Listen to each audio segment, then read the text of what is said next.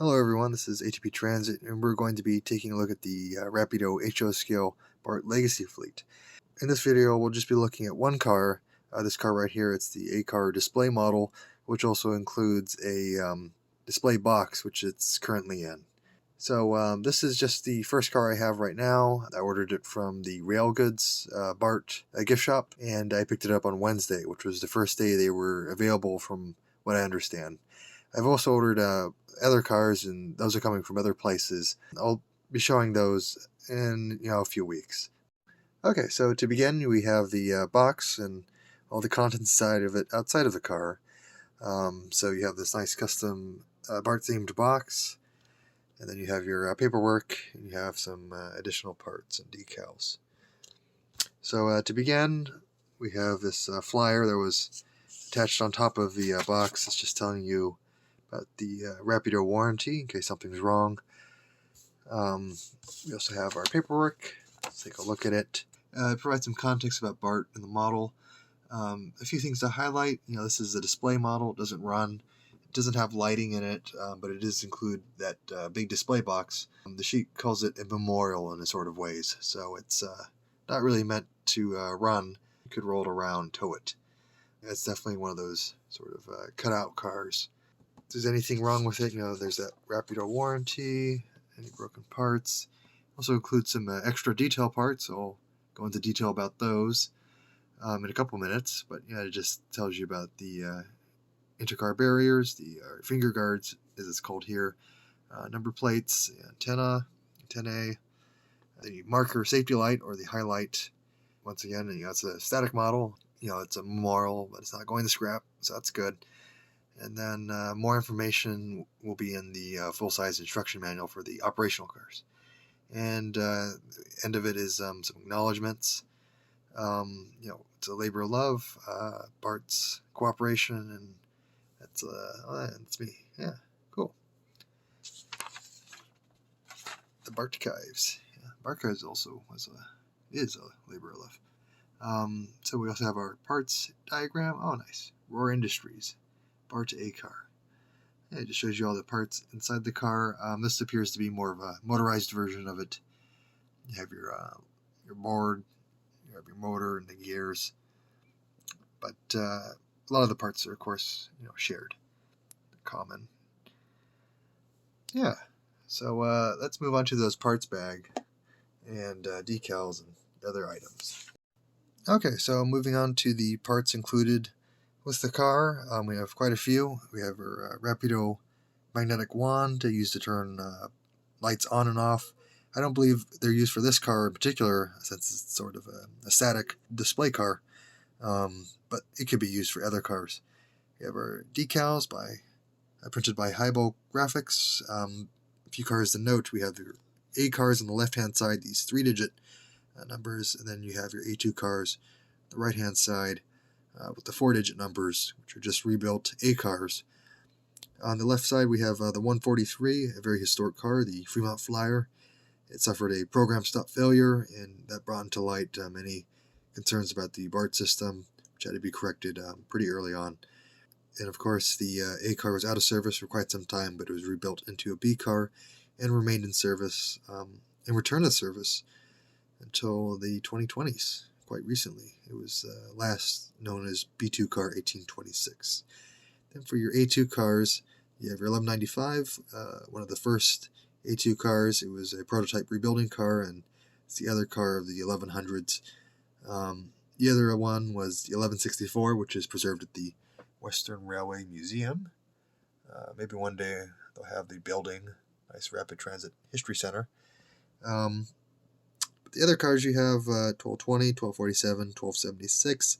1276 is was the highest numbered A2 car, and it was the last Roar built legacy car, originally delivered as car 276.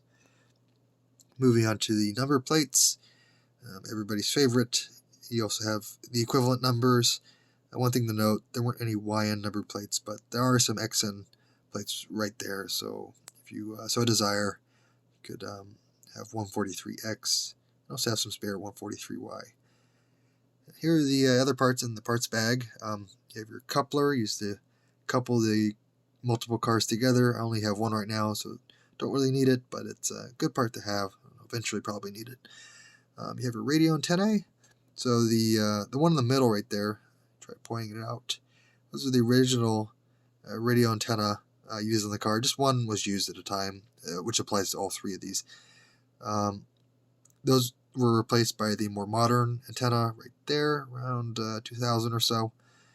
And then you have your double ATC, which is a CBTC project right there. Those antennas, or just the one antenna would be on a car. These were added in the 90s, 2000s. CBTC wasn't quite a success, but the antenna remained on the car until the cars were decommissioned.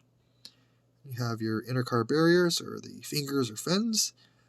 Those seem pretty nice to install. There's a nice channel on the side of the car. You'll see that soon. We have our marker light assembly. From the looks of it, just the white piece. Let's see, that one right there will be needed for the static display model, but I believe if you have an operating A car, you might need these other two pieces, like the light channel, and I think that sort of supports the light channel, that black piece right there. I'll find out soon. So those are the parts that are included with the car. And so here is what we've been waiting for, the A car. So I'm going to start off in the Y end and work my way to the X end. I'm just going to be highlighting some details that some people might not be aware of, but it's nice to know and nice to share them.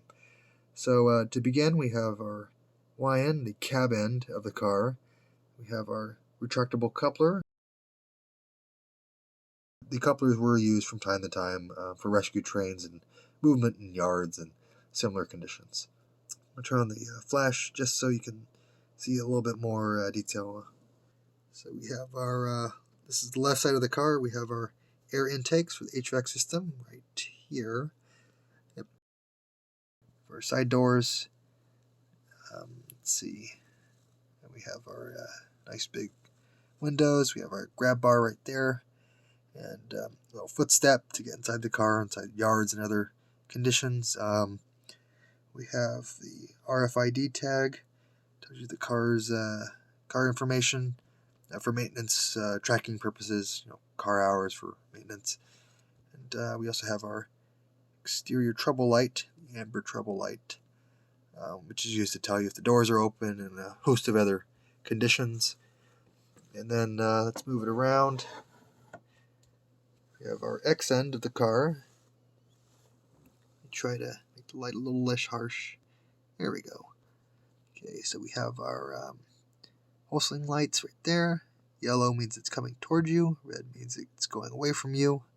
And what direction it's going. We have our inner car closure. We have our nice tubes. We have our doors. They even have handles. Wow. So passengers can cross between cars with safety. Let's see. That's the coupler pocket from the looks of it. Put that little join piece right there to connect it to another car. Let's move it to the right hand side. We just have sort of like a mirror of it, of the same details as shared by the left hand side. A few things have been changed, like the footstep location and all that. We have our cab, nice cab detail. I'm going to show you the underside of the car and the interior detail in a few moments. We also have our car detail, or car roof detail. Lots of rivets on top of it. Let's go flip the car upside down.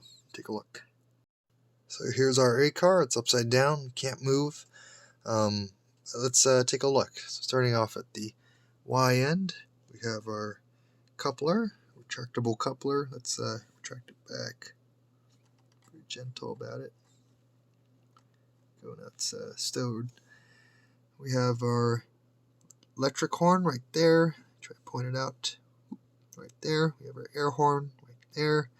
We have an HVAC unit, an air tank used for the suspension system and for the air horn, the other functions, but they weren't used for braking like more traditional cars. The BART car uses hydraulic braking and also has dynamic brakes too.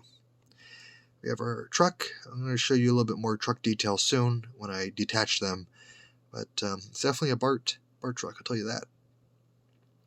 We have our propulsion inverter used to convert 1000 volt DC into variable voltage AC for the traction motors. Moving on, we have our HVAC center units right there. And you can tell we have a sort of channel which is used for the motor, the HO scale motor, and related assembly pieces. We have our APSI, which is right here. Auxiliary Power Supply Equipment, has the Rapido logo and a Made in China label. The APSI converts 1000 volt DC to a variety of different AC voltages to power the car's auxiliary functions, including lighting and HVAC. We also have our dynamic brake grid right there. Used for dynamic braking. We have our line reactor box, more propulsion equipment. And then moving on, we have our HVACs again, HVAC center units. And we have another air tank. We have, let's see, we also have our air compressor right there. A few more tanks. Okay, moving on. We have our HVAC temperature control unit and electro-hydraulic unit, the smaller boxes. We have our XN truck. Oh, forgot to note, we also have our torpedo tube torpedo tanks, right next to the truck. We got 4 of those. Then we have our battery box and our N unit HVAC. The HVAC is right here, and the battery box is right there. Let's see, there's a nice little detail on it. It's old school, caution 1000 volts. It's definitely so we're back to the 1970s. It's also on the front too. It's pretty noticeable from the old pictures. You can see it's a caution 1000 volts. Oh, and how could I forget, we have our bumper in the front of the Y end of the car. It's nice detail, especially with that coupler. And so that's a look at the car's undercar equipment. Let's take a look of inside the car. Okay, so here we have the car interior and the undercar equipment, the frame and the trucks all laid out. So as you might have noticed, the A-car pod has some cut-ins to allow you to lift the car body off of it. The real ones don't have it, of course, but it's a nice compromise. Makes it very accessible to reach the cab and the interior in general. So I have this plastic assembly right here. It includes the undercar equipment, and it's hollowed out so you have space to store the motor, other related equipment. You also have your cab door, nice wall, and then you have your cab itself, cab interior. You even have a few cab-specific details. You have your console with all its different panels. You have your cab seat. The real ones are actually mounted against a wall, but it's okay. It's such a small mounted detail. I don't think many will notice. It overall looks pretty good. You have your interior. You have a nice original A and B car seating layout. Lots of seats, plenty of seats for everybody to sit. And over the years they've been removed, but it's a nice reminder of what used to be and how comfortable it was. And you have your trucks, your YN truck, your XN truck right here. A lot of good BART-specific detail. Compressed it a little bit just to make sure it fits. Standard gauge rail, but it overall looks very BART-like. You have your pilots right there. Point them out. Yep, pilots. You have your program stop antenna. You have airbag suspension. You have your airbags. You have shock absorber right there. You have a radius rod. Then you also have your collector shoe right there. It looks pretty fragile. Don't break them off. The real ones break off too. So good amount of detail. You have your equivalent of that. A lot of shared equipment inside the program stop antenna and the pilot. Instead, you have your IDTX antenna right there. Sticks out. So yeah, it's nice to see very specific BART equipment on it. Very nice. And these just snap on and off. Be a little careful about it. Use some toothpicks and make sure you don't break anything. But let's reassemble it, and I'll show you just one small modification I've done the past couple days to make it shine.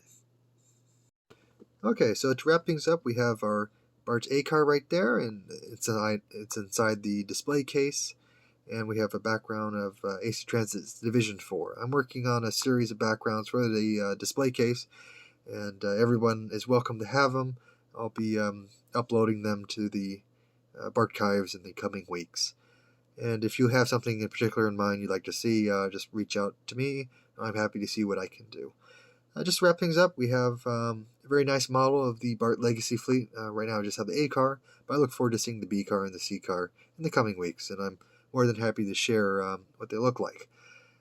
This is overall a very nice model. It's definitely a model fit for the 21st century, and it'll definitely be a pride of my collection for many years to come.